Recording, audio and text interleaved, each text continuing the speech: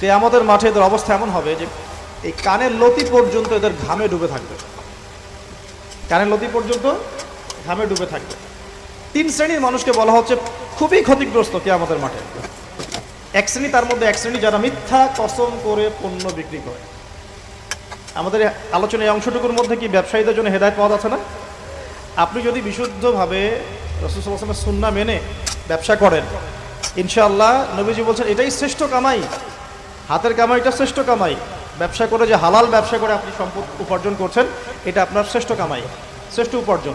কিন্তু এখানে যদি কালোবাজারি চলে আসে, মজুদদারিতে আসে, কৃত্রিম সংকট তৈরি করেন, মাপে কম দেন, মানুষকে ঠকান, প্রতারণা করেন, তাহলে নিজের তো ক্ষতি হবেই, ইহকাল পরকাল তো ধ্বংস হবেই, জাতিরও ক্ষতি হবে। জাতির কি ক্ষতি হবে? একটা হাদিস পড়েছিলাম অনেকদিন আগে, আমি এখন রেফারেন্সগুলো মুখস্থ বলতে পারছি না, অনেকদিন আগে বলছি। 5টা কাজের কথা বলা আছে, এই 5টা কাজের কারণে 5টা বিপদ